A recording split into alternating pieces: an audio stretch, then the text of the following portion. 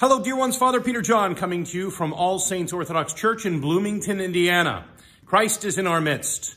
The gospel today was from Luke chapter 11, where Jesus tells his disciples, no one lights a lamp and puts it in the cellar or under a bushel. It doesn't make any sense. Why would you light a lamp and go hide it down underground in the cellar? Or why would you put it under a bushel so that it couldn't give any light? It doesn't make any sense.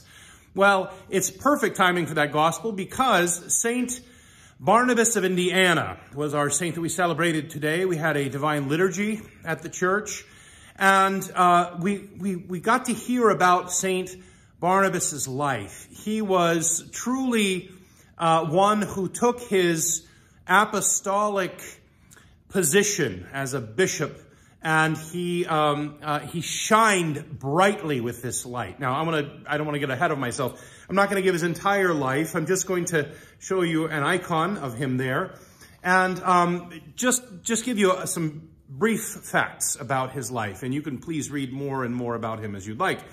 But you will read, as you read, you'll see he is not an average person. He had the courage of a lion. He was born in 1914 in Gary, Indiana, and he lived there for the first 9 years of his life until his family returned to their homeland of Serbia.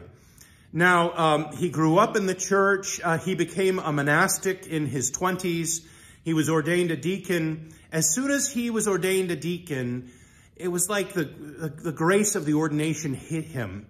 And I'm sure he had these thoughts, lots of them, about standing up for the truth and the light of Christ and standing against oppressors earlier in his life. I'm sure he saw so many things that disturbed him under the fascist communist regime there that he held it in.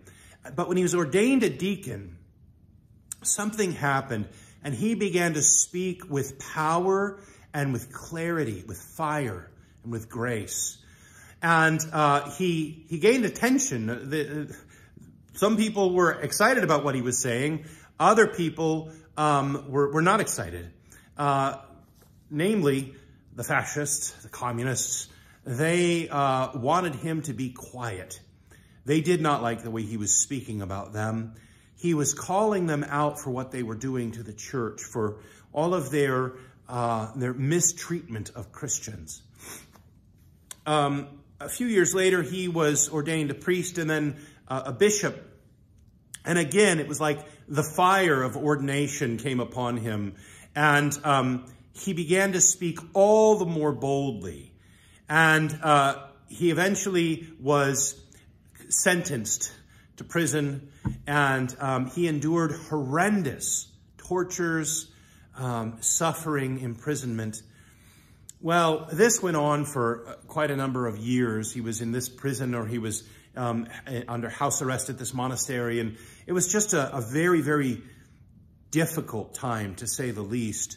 And what happened was some people were making enough noise to get their bishop out of jail that eventually the communists decided that they would have to release him, right? They didn't have a lot of a choice.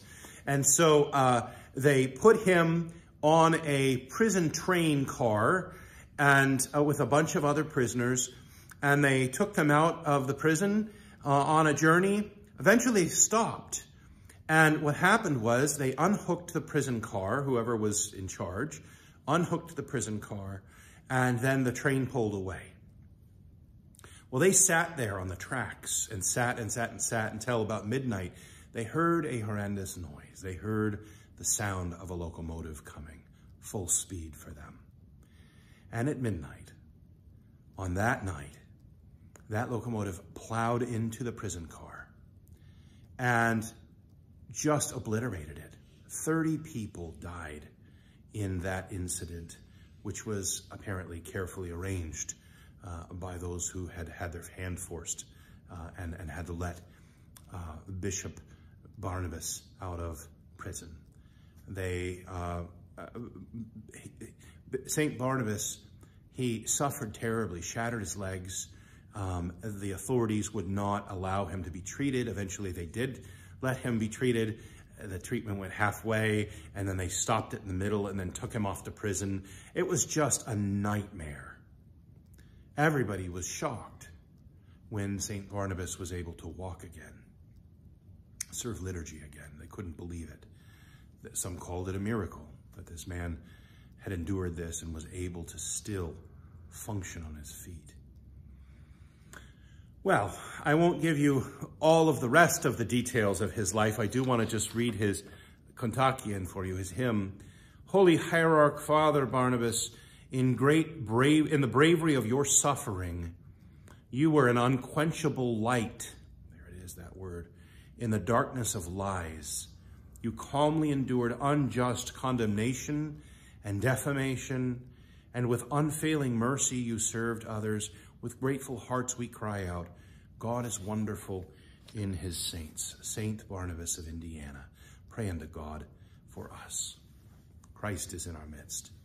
He is and ever shall be.